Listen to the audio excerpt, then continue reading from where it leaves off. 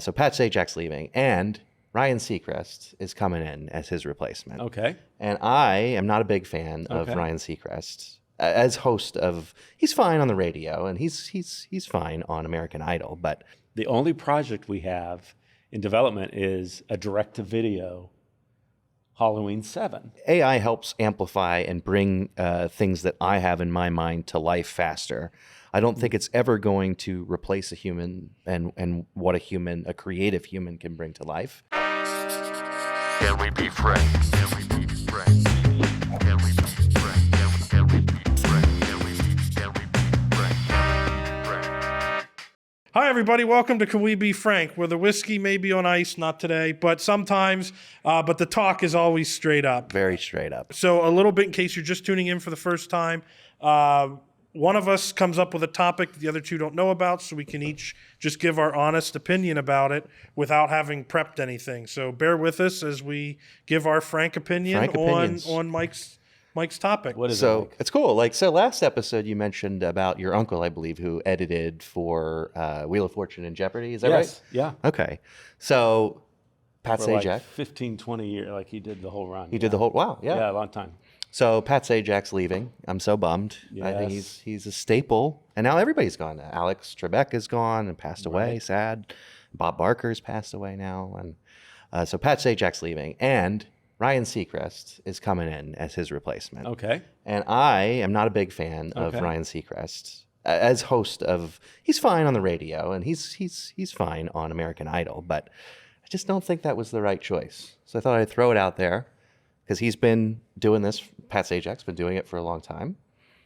Now we could also talk about Alex Trebek. When Alex Trebek passed away, sadly, Yeah, it was like I don't even know who replaced him. who could come in and replace him? Now it was Mayim Bialik and Ken Jennings, and now Mayim Bialik has stepped away, and it's just Ken Jennings. I think Ken Jennings is fantastic. I think he's really doing a great job. And when I heard his name, I didn't think he would do a great job. So it's very interesting. Maybe Ryan Seacrest will come in here and just be really, really great. And I read that he doesn't want to change up anything that Pat does. He'll kind of just be the same. But I just think there could have been a much better choice. So I'm just curious, what you guys think about the changing dynamics of the game show realm now, but also just, are you fans of Ryan Seacrest? Is there somebody better? Well, I'm just surprised that Wheel of Fortune's stuck around. There's And all Vanna these. White is still. She's staying. Yeah. Yeah, she said she's staying. And so. how old is she now? Gosh, 67. She's in her 60s, Yeah. but I mean, you She looks can't great. tell. She looks great. No, Exactly. Yeah, does, she looks really Yeah, great. it's Well, you awesome. get that exercise, like the turning letters. Yeah. Well, now you don't have to turn Workout. them. You just tap them. Tap. Oh, yeah. really? She doesn't. Yeah, they light up now. Yep. And she just taps them she and just they taps turn them. on It's their a own? formality. No, they don't turn at all. They don't turn at all. Yeah. They just Oh. come on. Yeah. you She wouldn't need her? Yeah, you wouldn't Is need the her. question. Okay. No, but it's but that's what I'm saying. It's she's great. rooted in history. I guess it's now. They brought back the pyramid, and I guess they brought back a lot of. They're the bringing old back a stories. lot of game shows. Yeah, And the that's for trend sure. is to use personality actors. Like that didn't always used to be when I was growing up. The host of these shows, like Pat Sajak, That was your thing. that was game what shows. they did. Yeah. But now it's like Drew Carey. And, Sure, yeah. Elizabeth Banks. Elizabeth Yeah, Banks. she does Press Your and, Luck now. who's the comedian? He's so funny. That does Let's Make a Deal. Wayne Brady. Yes. And He was also a good dancer. Did you watch Dancing with the Stars? no, I didn't see very him on good. that. Okay. But anyway. That makes Well, sense. I digress. And Michael Strahan, who's fantastic. I mean, he's He a football did- player, he but did he the does the pyramid now, the reboot. And my gosh, he's such a great game show host. Like he would have been. That's it. What But- about Dwayne Wade though? Oh, what was Dwayne that? Wade with the cube? Or Oh the yeah. box? Well, I just didn't like that game. I didn't show. like the, Yeah, the it was game the game. show. I don't know that it was him. the show itself. It wasn't The him. show Okay, itself. fair Yeah, enough. it was weird. I don't even remember what the premise of that was. But I like even was it John Michael Higgins? Oh, I love John Michael Higgins. So I think he does Lingo or one of those other. No, he does word something, right? Split Second and America Says. America So you says. guys America watch- says. I That's don't what I'm watch thinking. game shows but like anymore. him, I view almost as a I know he's an actor, but him I could view as a game show host. Yeah, he would have been fine coming. He would have in been a great replacement for Pat Sajak. for Pat Sajak. But you're right. Now Ryan Seacrest isn't an actor; he is more of a host. But so he fills that role, as Robert said. About that's his niche, his hosting. Sure. But I just can't associate, American Idol and whatnot with isn't it America's oldest game show now? Is it? Maybe. Yeah, could be. I But don't see, know. Excuse me. if you told me Ryan Seacrest was Pat Sajak's son, I'd believe it. Really? Like to me, Oh, he's cut from the same cloth. He's kind of got okay. the same stiff kind of personality, a little more personality than Pat Sajak, but they kind of seem very similar vibe to me. Interesting. Okay. All right. I That's like fair. Ryan Seacrest, but Okay. I'm you not like a hater. No, Well, I'm not a hater. you are. I'm a hater. No, like I said, I like Ryan C. I like his radio show. I like Well, American let's put Idol. it this way: you get to replace Pat Sajak. I would definitely go with John Michael Higgins. I go home to Pennsylvania at least once a quarter, and my grandmother and I I watch. gotta look him up. John Michael Higgins. He played David Letterman with Dan Roebuck in the Late Oh. Shift. He was. I can picture him as David Letterman, but I was- can't yeah. picture him as Have you himself. seen Pitch Perfect? Yeah, he was. I If you, just see Pitch Okay. Perfect. yeah, But he- anyways, okay. he's really great on these game shows. I watched them Does at he home. have a gap? No, Like because no, he did in no, that. he did. Oh, in that the was movie. a- Yeah, no, that was the thing. Veneers there, yeah. He just comes off as very charismatic and he cracks the funny like cheesy jokes and he just seems so genuine and wholesome and real that I'm like, this is who Pat Sajak is. I like this would be a natural like slide in for him. And and John Michael Higgins has been doing such a great job on the Game Show Network. I'm like, this would give him the opportunity to come over here. But Be mainstream. And who would you pick? yeah, who would you pick? Well, that was mine. Oh, him. it's yours. John Michael Higgins, I you like as well? him. I don't know. I mean, I don't. I have to agree with you, Ryan Seacrest. Whatever. It's fine. Like I say, I don't hate Ryan. But Seacrest. again, you might come to like him as the yeah, host. exactly, But, like, 100%. I very I much- came to like he- Ken Jennings as the host of John Jeopardy. Michael Higgins really feels like a host to me. So He does. I really like him. But I'm also open to giving other people, an opportunity too. Maybe we should find the next good, Pat Sajak. the next Pat Sajak. I'm not really sure, where he came from before then. Did he host other ones? I don't know. You guys. Pat Sajak? Pat Oh, Sajak was a gosh, weatherman, wasn't he, in Yeah, Chicago that's right. or He something like was. that? He was a That's weatherman. He Interesting. came Taking from weathermen. That. Yeah. yeah. But So, yeah. well, going see. back to Nepo babies from our last episode, Maggie Sajak, Pat Sajak's Yeah. daughter, has been doing a bunch of like the social media promos and different things on the show too. So I wonder if I was thinking for a while that she was going to replace Vanna White that'd when be she leaves. interesting. So we'll That's see. We'll possible. see if that happens. But And Brian Williams, Oh. Nepo baby. Yes, Brian okay. Williams of NBC News. His Yep. daughter yep, is an actress. She was in Get Out. that's right. Yeah, she was And in Get Out. another film that was on She was Netflix. Brian What's her Williams' name? daughter. Yeah, She was daughter. in Girls. Yes. She's Yes. big in Girls. Yeah.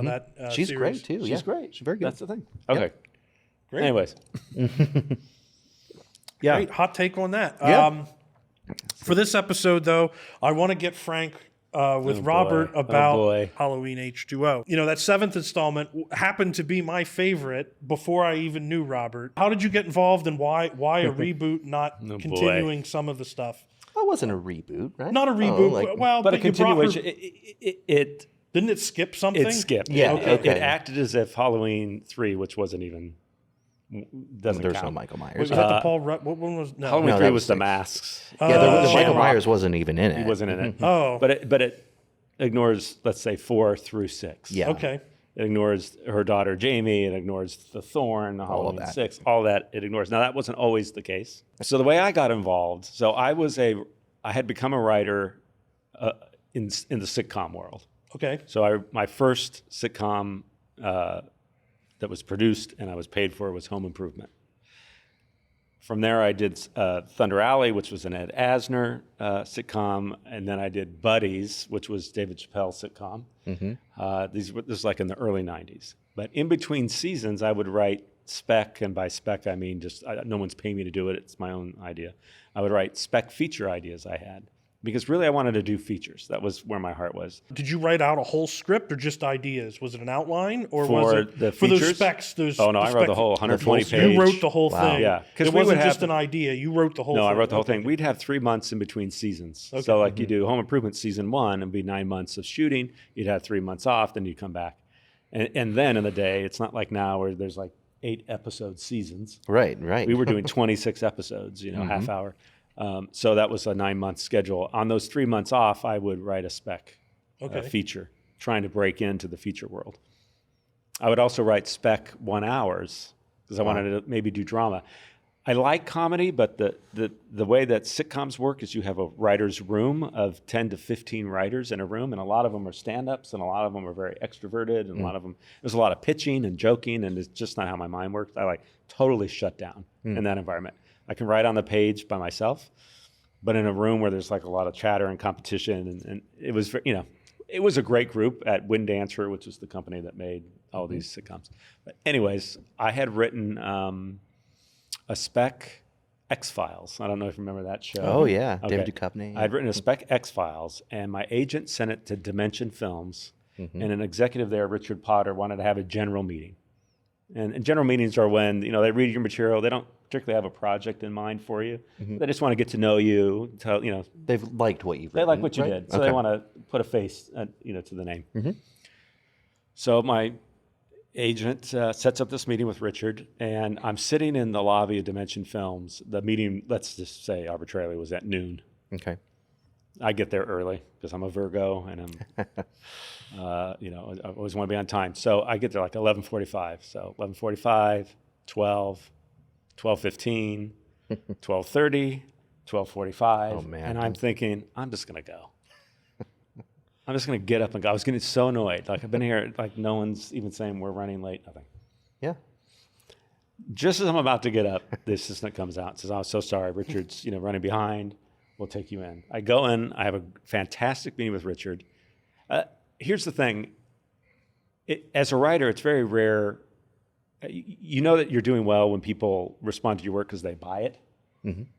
But beyond that, it's usually just criticism. So even if they buy something from you, then the next meeting you have is notes. So they're just criticizing it, right? Basically with their notes, this is what's not working. And so it's very rare that you sit across from someone who compliments you. And he was very complimentary on the work. That's great.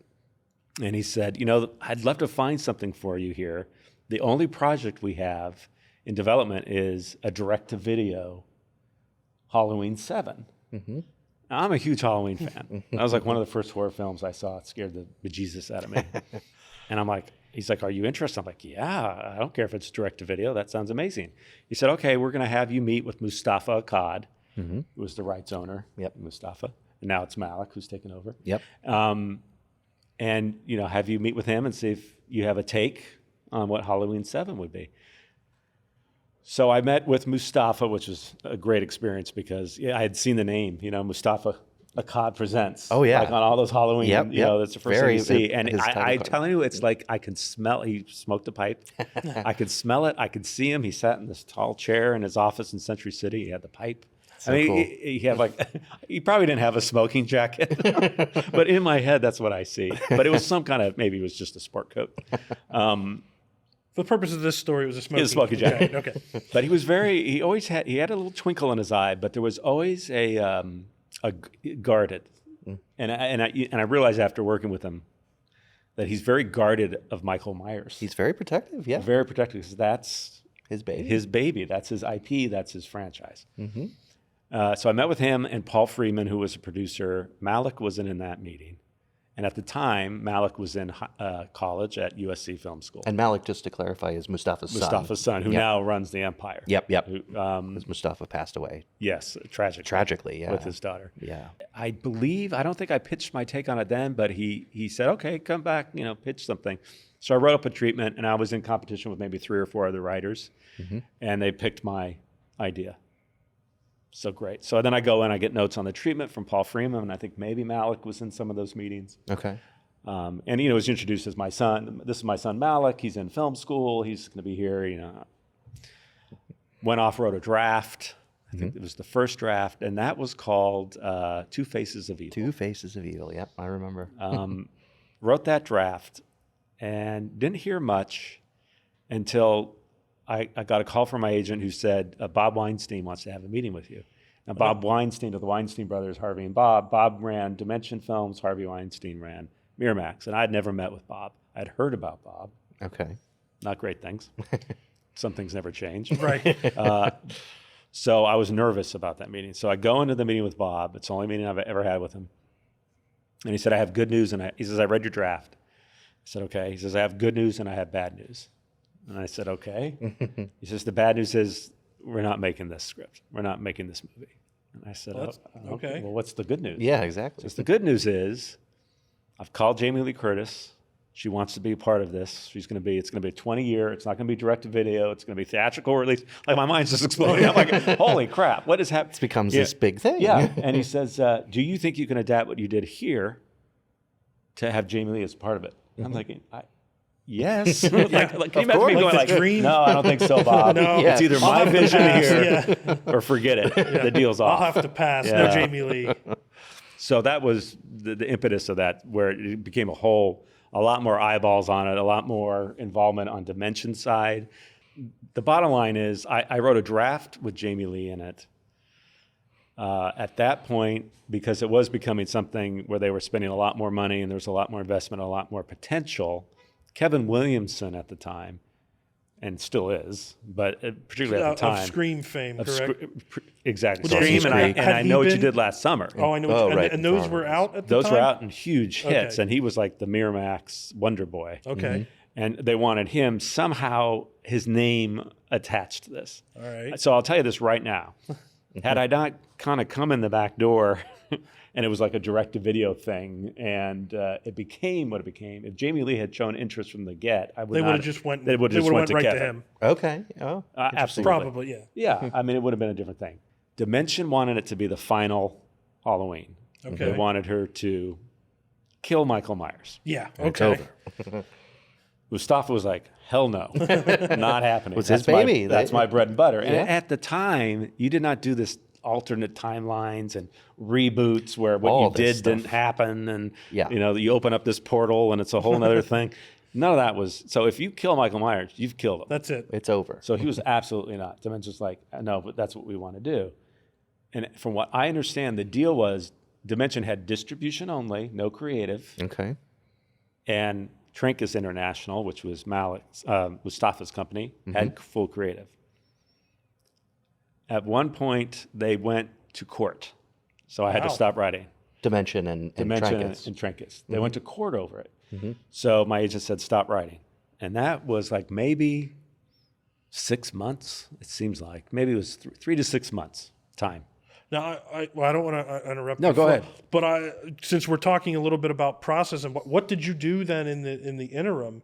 Like as a writer, if they tell you to stop writing, what do you do? Do you move on to another project? I wrote another spec probably, Okay. or worked on other ideas, And because you have to constantly be writing. Or be thinking, right? Like You you're, do, you're because the processing. fallacy, and this is a whole separate topic, but the fallacy there. is, wow, writers make, and they can, and they do. I don't want to say it's not a lot of money. And in the case of H2O, it was a short process. And I remember Richard saying to me, this is not how it typically works. Like from the time you write something to it being released being a year and a half. Typically it's 3 years, 4 years, like it was Wow. with Pray for the Devil.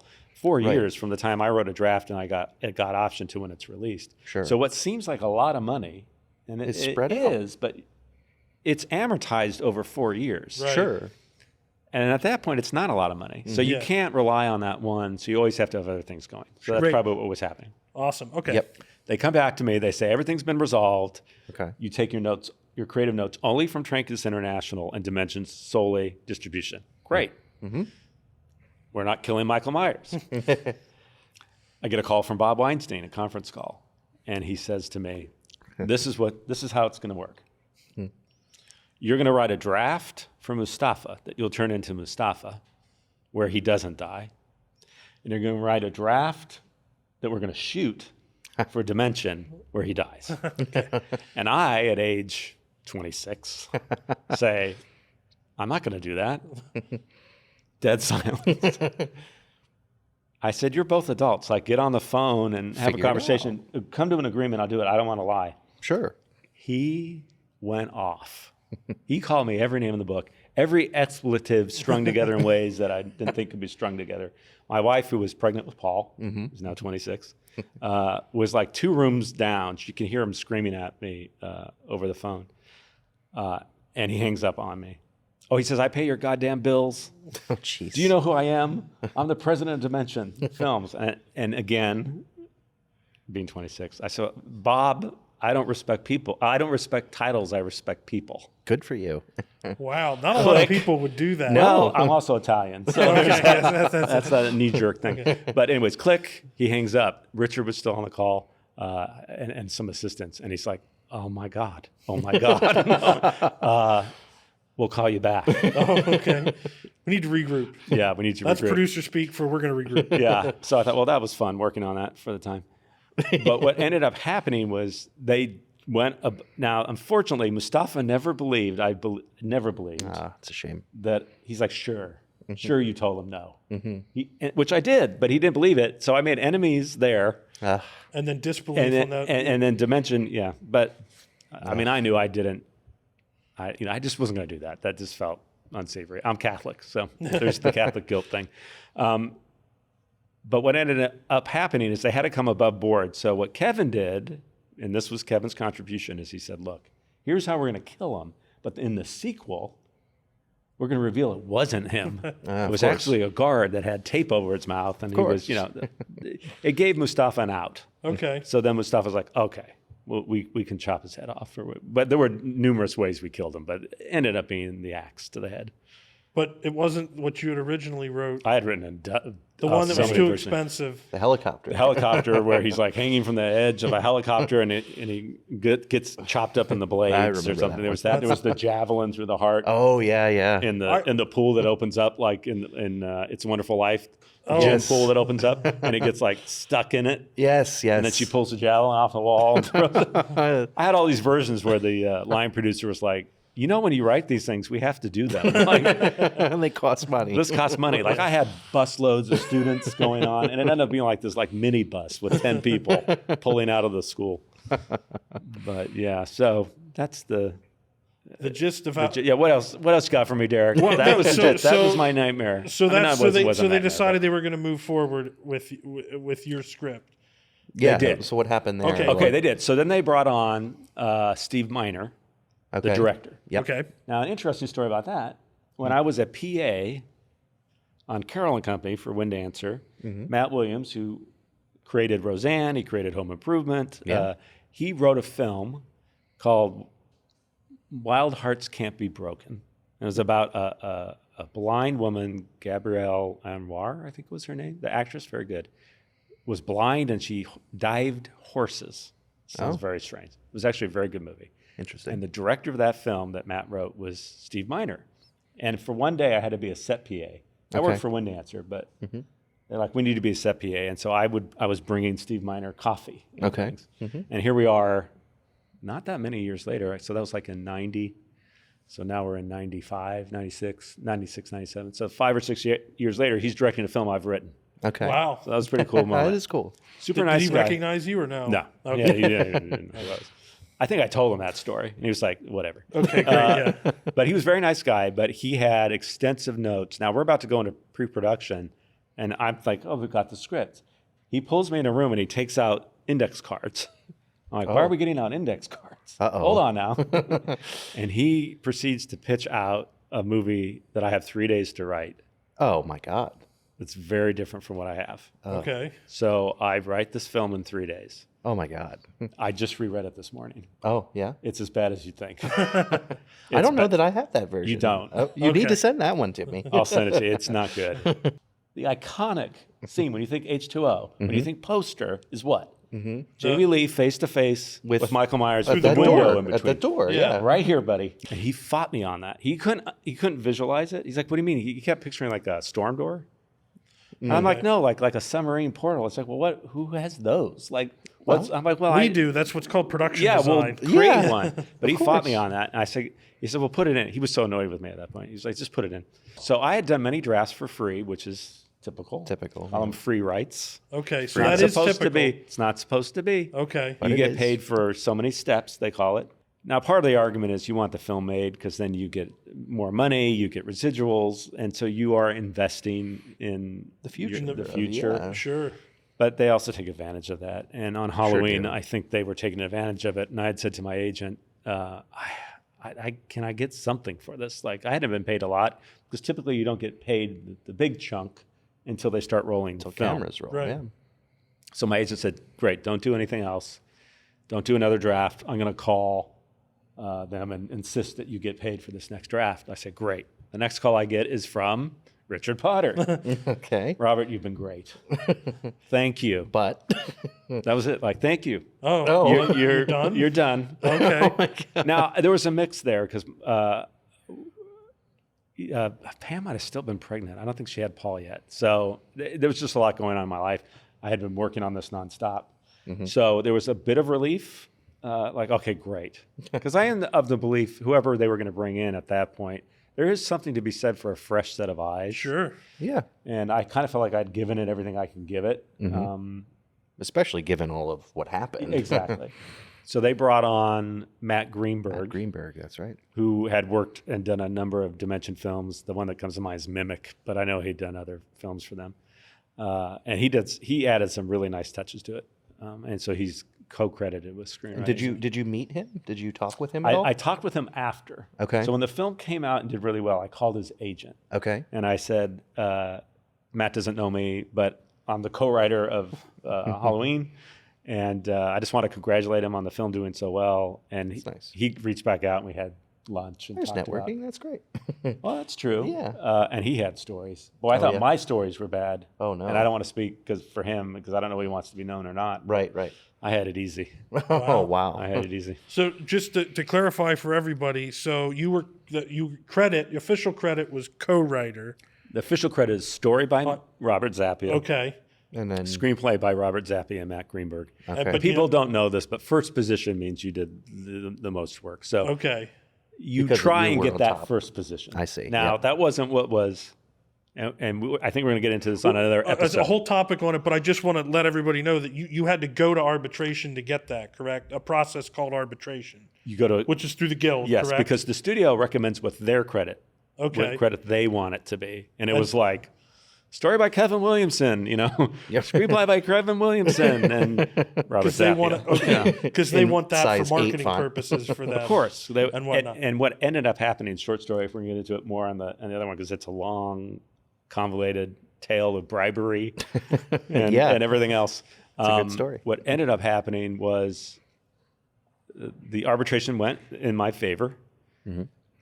They still had Kevin go out with Jamie Lee on press circuit, and I'm talking like on shows, morning shows. Good Morning Like America, right? Good Morning America, Kelly Ripa, or I don't know if she was. Regis- Was it Regis? and- Regis? and Kathy Yeah. Lee at the time, Kathy probably. And the Lee, Chiron probably. on the bottom was Kevin Williamson, writer, Halloween Oh, H20. jeez. Ooh. And so I called the guild, What's going on? This is the credit. Like, they're giving him credit. Like, oh, he can't do that. They can't do that. I'm like, great, what are you going to do? He'll be fined $500. Great. Which to him is probably even at that Well, time. not even to probably him, but to Dimension, they're like, are you yeah, kidding? that's They're fine. spending $50 million on marketing. Not that. But no, I mean, they're spending Right. millions, and they're not going to care. Yeah, not 500. But again, going back to, and we'll get into that in another topic, I'm not saying Kevin didn't do writing on it, because he did. Okay. He absolutely did, as did Matt. But there's, when you go to arbitration, we'll get into another thing, but just the short of it, when you go to arbitration, the people on the arbitration committee don't know who the writers are. It's all anonymous. There's very specific percentages that have to be met for you to get credit. And they determine, it's a panel of 3 people, what they believe the credit should be. Like writer A, like I was like writer A, Kevin was writer B, Matt was writer C, whatever Okay. it is. They don't know anything about it. There was an IMDb then. See what I do now, because I've been on committees. Now it's very easy. I've recently arbitrated a film. It's very easy to go on IMDb and look up like who are the writers on IMDb, because even when it's in pre-production. right, you see. So you don't know who's writer A, B, or C, but you can kind of piece it together Right. by the names. Were you able to, and I know because it's a hit or miss nowadays and probably back then with writers being on set. Some may not. Did you get to I did go go to on set. I did, and they did were you- fantastic. And did you get to feel like a part of the production? Absolutely. Okay. They were reticent to allow me. They don't like writers on set typically, because I think a lot of times writers are very protective of their words, and if they change something or they have a lot of opinions, and my agent assured them that is not me. I just Right. want to go. I'm a fan. Right? I'm a Sure. fan of the series, and I just wanted to be there. So they shot in Silver Lake. The school Okay. is a home here up in Silver Lake, and I went. And Jamie Lee was so sweet, so amazing. Had me come to her bungalow and showed me dailies. And that's where that picture's picture, from. yeah. Steve Miner was amazing.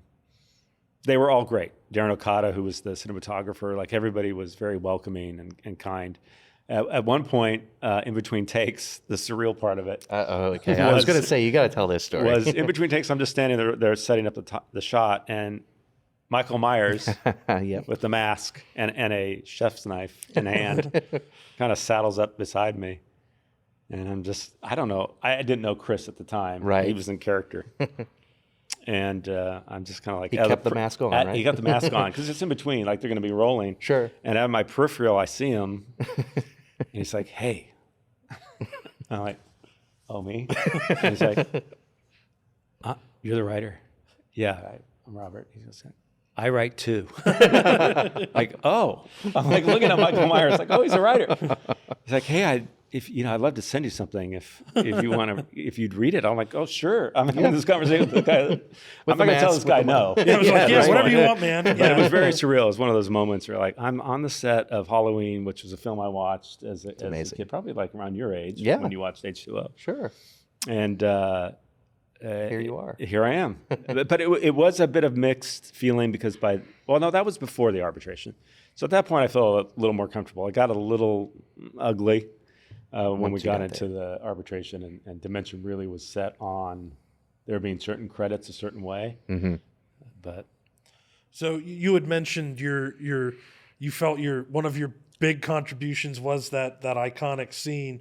Were there any other scenes that there's one scene that from the Two Faces of Evil draft through all 8,600,000 drafts remained. Okay. And it's the entire opening. Yep, I remember. So where the nurse comes home and there's Jimmy. Yep. And who's named after Jim Howell. I think his jersey says Howell, or Allegre was my best man at my wedding. So that where they go in to investigate her house because she's freaked out and he messes up the kitchen. Like that whole scene, it was as written from the very first draft I turned to Malik. Yeah, that's to great. Mustafa. But that was one that stands out. But yeah, there were a lot of elements that remained throughout. And what would you say is a version or a scene that maybe Matt or Kevin brought to the script For that me, you really liked? That you the one I responded to? really liked that I never would have written because I just wouldn't have thought of it. Sure. And I believe this is Matt's, was the scene in the rest stop.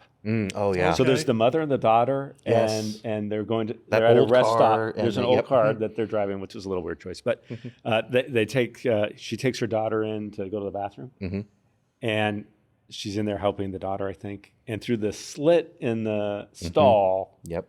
you see him come in, and he's like pulling the keys out of her, or he pulls the purse from purse. under the thing, and Yep. she's looking, and you just see him looking in at her. That's a great so shot. freaky because it just, as a parent too, you're like, I'm stuck in the stall with my daughter, and there's this masked killer outside, but that nothing happened. All they did was is steal what the was so vehicle, great. right? Didn't they steal the car? He steals the car. But other than that, they He didn't live. kill anybody. And that's a great turn of events. A great beat. Unexpected It in was a such horror movie. a tense beat where really nothing happened. Yeah.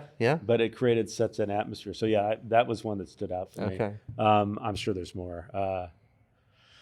We always had the dropping the keys. That was one that I liked, and I think that was Kevin's idea.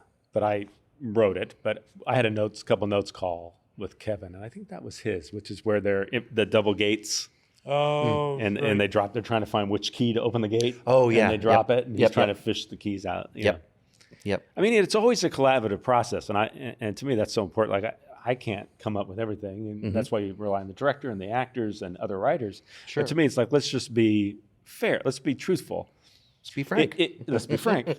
If the arbitration committee had said, you know what, written by Kevin Williamson, like, I know you put 1.5 years of your life into it, but what he rewrote is an entirely different thing, then so be it. Sure. But the minute you have kind of that's why you have arbitration. You have kind of unbiased. And you have the proof Committee. of all of the scripts that you had done. Yes. And everything that you and had. the dates of those scripts. Sure. So they can look at a script I wrote and then a treatment that came after it and say, well, wait a minute. Yeah, right. He As turned they this should. into the studio before this guy turned in the treatment. I mean, it's just a matter of, Sure. And you hear about that a lot in Hollywood of like stealing ideas Yeah. and you know the kind of shady business that goes on there. So a lot of people probably don't know about this arbitration process, that it's actually a good thing, right? It's a great thing. It's a good thing that's in place to prevent people from stealing or taking credit for certain ideas. But I'm sure it still happens. But I'm sure it does, but it's why I like to be on those committees, because it's benefited me. Actually, every time I've gone to arbitration, it's worked out. But I think it's so important, because otherwise the studios are going to determine credit. sure, And that's not good, because they do it for reasons they that want are it. They want the money. altruistic. You know, Ex- Okay, one other story. Okay, no, great. Go yeah, ahead. please. This is a lesson, and I have a story with Pray for the Devil about this. Okay. Like how things come around. Okay. Yep. Let's hear it. That's the ultimate one. But on Halloween, I had written a draft. It was pretty early on, and I would get notes on conference calls. There was no Zoom, obviously, because there's barely internet. But I was on a notes call, and Richard Potter said, and I'm not great with notes, I'm just going to say right now, and I was particularly not great then. Richard Potter said, hey, my assistant has some notes, but he's kind of shy about giving them.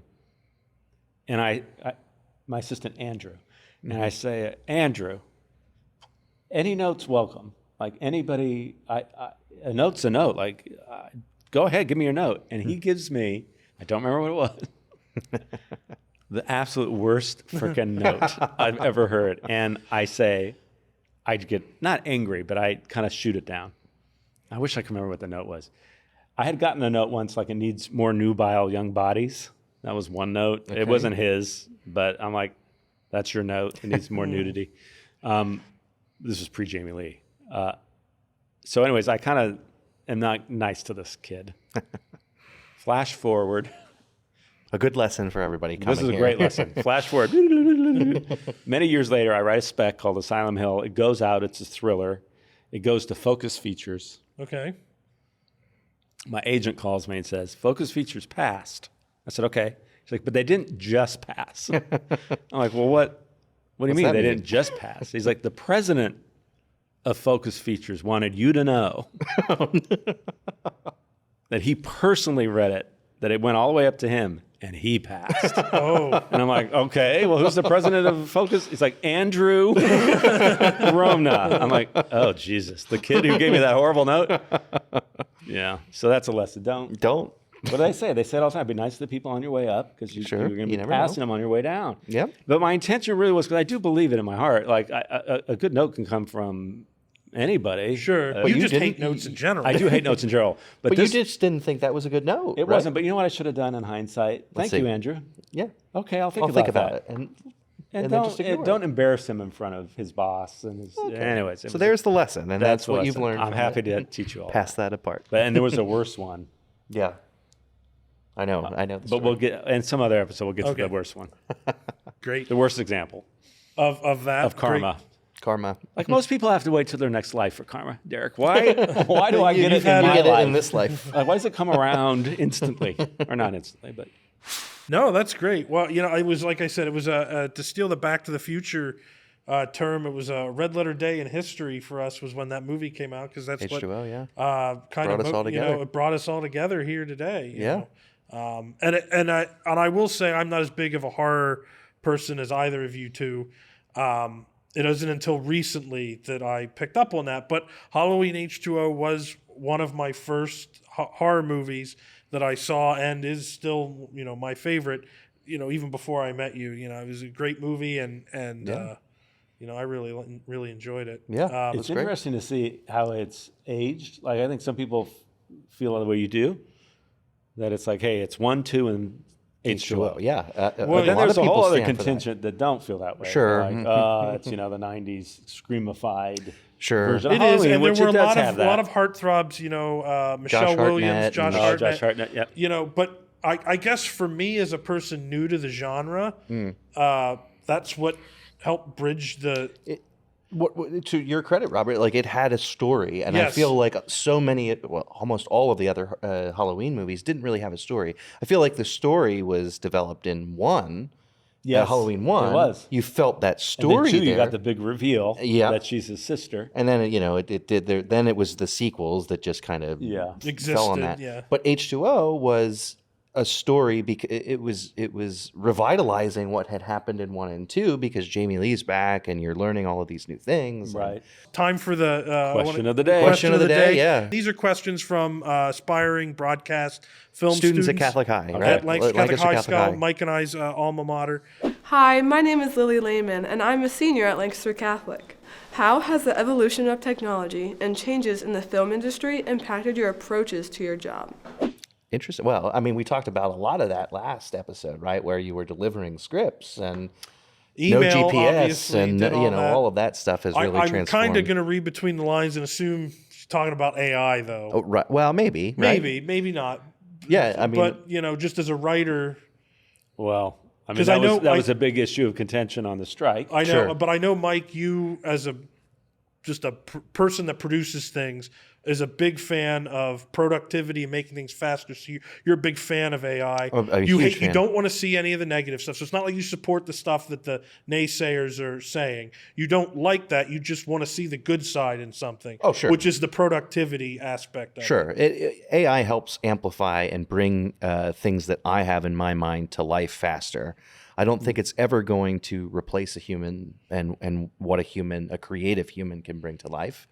It's always going to need a prompt. You're always going to need to have the idea to put into an AI model to get a response back. So the genesis of anything AI is from a human being, a creative human being, in the case of what we're talking about. And obviously it's so fast. It spits things out to you so that you can continue to connect the dots and advance, in my case at least, advance what you're thinking and what you're processing. Some of the ideas that ChatGPT or whatever AI source you're using spits out are horrible and they're terrible. But there's other things where you can even pick nuggets out and say, okay, this really helped me think about something that I wouldn't have thought about. And then I unravel it as a human being.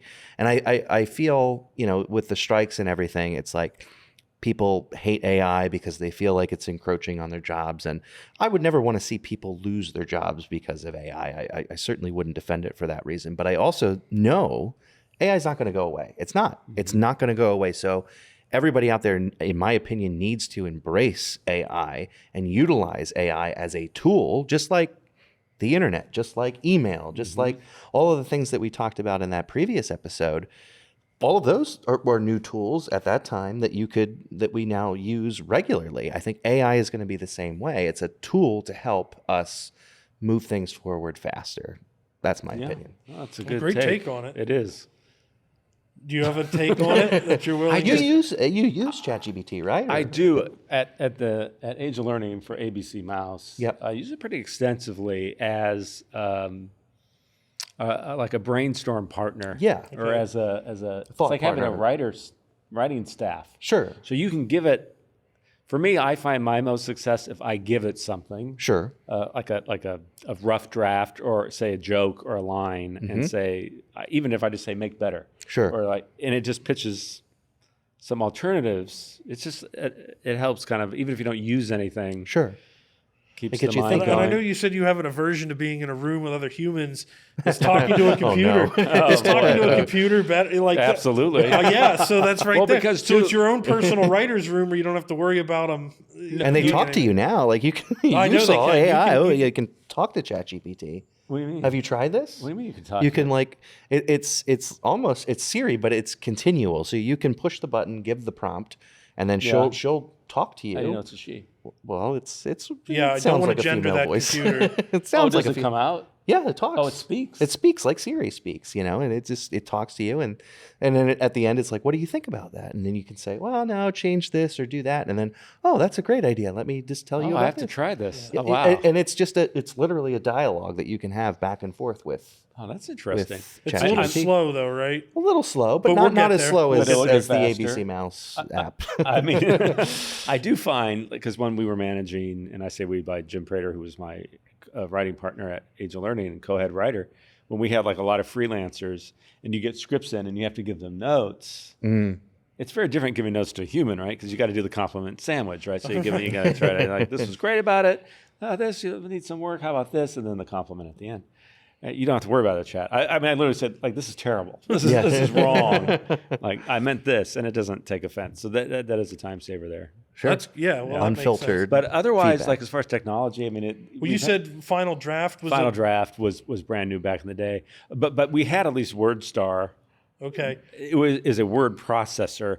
If I and the line producer on Carol and Company and Home Improvement, she had been like a writer's assistant in the 70s, and she was telling me how they would have to literally cut and paste, like your typewriter, Jeez. cut, paste. Wow. And then when you had that ditto paper, like ditto paper copies, like I gosh. can tell you right now, I swear my hand on any Bible you want to give me, I would not be a writer. If I had to do a typewriter, it would not happen. I can't imagine. The undo. You can't imagine a world without the undo button. Without the undo, without the me delete, neither. delete, Yeah, delete. it's So I mean, crazy. in that sense, but yeah, well, Final Draft 1 came out, I think during Home Improvement, and I was working with, it was Ben, can't remember his last name, but he was like the guy, he was like programming out of some basement somewhere. We used it on the pilot of Home Improvement and maybe the first 6 episodes, and it kept bombing. You guys don't remember, but what the Macintosh used to do, instead of the spinning beach ball of doom, literally a bomb would come up, like an image of a bomb with like a little thing, and it'd be like error, system error would be a bomb. And it'd go like bong, and I kept doing it, and we had he's still my dear friend, Steve Gabriel, was a writer assistant with me, would just curse this thing out. And one of the co-creators of Home Improvement called me in his office and said, "We've got a problem." And I thought it was my writer's assistant skills, because it took me a while to get up to speed. And he's like, "No, it's those computers. Like, it's just, you know." So I ended up doing like macros with WordStar. Like you hit the F1 and it would do that. It was kind of like a janky version. But I kept emailing because Ben, it was great. I said, "We can't use it yet. It's bombing too much." But I kept emailing him like, I'd QA test it basically. Right. Yeah. That's but funny. now, it's the standard. Yeah. to I mean, use talking sometime. about Catholic high kids, today who were born in 2004 when we graduated high school. It's just so, or younger or later. Yeah. It's so interesting Later, because yeah. they grew up with phones, with email, with all of Yes. that technology is at their disposal. And it's just so interesting to see kind of how far we've come Even in just, such a short time. even just like the nonlinear editing, which I saw coming up because I always be in the edit bays with my dad, and he had the offline, the 3/4 inch machines, and the generation down. Every time you do a cut, it would go down a generation, and you have all the time code in the windows. You have even like time code, and it looked like a blurry image. By the Crazy. time you did Now it's all 10 versions. digital. It's all there, digital, yeah. nonlinear. Edit on your phone. Sure. And he was so on the forefront of all that. Like he would try every system. He did like DroidWorks or Light Droid. I forgot what it was called. Wow. Lucas's version. Okay. He used Montage, which was a which was a beta-based version with like the trackballs he used that for MacGyver and dinosaurs. Oh yeah, and you then- told me about the trackballs that Yeah, one time. he would, How like, he would just spin 'em. he would know exactly where How hard to spin it to get like get to to the point exactly of the to where- frame he wanted. It That's was so crazy. amazing. But yeah, and then eventually Avid. He worked with Avid because Avid was doing features, but they hadn't developed for multicam. So he worked with their development team to do multicam, and they used Avid for Home Improvement, Boy Meets World, 8 Simple Rules, on and on. And now they're the industry standard. Yeah, I'm hearing more people now are using Premiere. Premiere, yeah, it really or, is. DaVinci Resolve. Oh, I haven't heard heard is, that. DaVinci is, a- is Resolve. another really. It's mainly used for color correction, but they've Yeah, that's what. Yeah. they've kind of come around. It does okay at editing, and they're editors that don't like Avid because it crashes and does certain things. For whatever reason, are like, well, I can just edit in DaVinci and do the color correction at the same So time. why bother? Yeah. So it's like, I know we're Michael, the editor I worked with in animation, he's looking into alternatives to Avid. Oh, okay. It helps with Avid's very good at the workflow for professionals. It really is. Yeah. But for your average person putting together a YouTube channel or what we're going to do with this podcast or TikTok videos. or TikTok you know, videos, you can do it on so many other different. all your there's apps that you can download and Yeah. all of that. So yeah, Yeah. I remember my dad, this was like early 90s, maybe mid 90s, coming to me and he showed me this box, like the size of a loaf of bread, like a loaf of Wonder Bread. And he's like, "This is a hard drive. Do you know how much this holds?" A gigabyte, And right? I'm like, a Not megabyte? even. Yeah. 15 megabytes? He's like, 9 gigabytes. Wow. It blew my. This thing that weighed like 30 pounds. He had a wall of them. Now you'd be like, what? A thumb Now my drive. phone A thumb has- drive. yeah. You know, is a terabyte. But anyways, Yeah. yeah, More. that It's technology is crazy. insane, and it crazy. allowed him the Avid technology, the nonlinear. He had 3 systems to just go from room to room and do.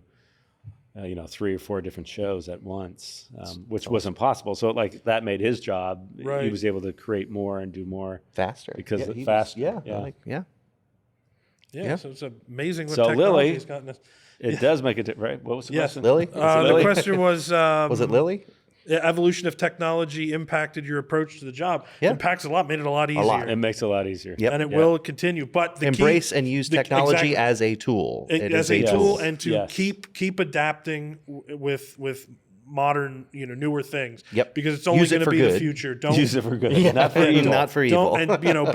don't be stuck in the past. Sure. It will always, hurt- it be will hurt you. always be adapting. Even like a thesaurus, right? Like before that came out, Yeah. and you were a writer, you just had to kind of think of different words, right? Then they had the thesaurus you can go to, and then now now just it's when an you I- type it, it gives you 4 Well, options. exactly, Yeah. right? That's the Yeah. difference. Oh, I used to have all those books, all those reference books, the thesaurus, synonyms, antonyms, all the All of different that. Yeah. idioms. And you have to pull it open and look like yeah, a dictionary and back in flip the day. through and Encyclopedia. I mean, you think about that. Like I remember getting the Oh, yeah, volumes the- of encyclopedias. back in the Britannica. day. Yeah. Yeah. Now it's Wikipedia. All right. Well, I think that's it for this episode. I want to thank everybody for tuning in, whether Yeah. you tuned in through our video or just listened to our podcast on whichever streaming platform you choose. Thanks, everybody, and thanks, Lily, for the question. And we'll see y'all next time. We have some more fun stuff for you guys. Yeah. Can't wait. See you guys. Toast, everybody. Cheers. Cheers. Cheers. Can we be frank?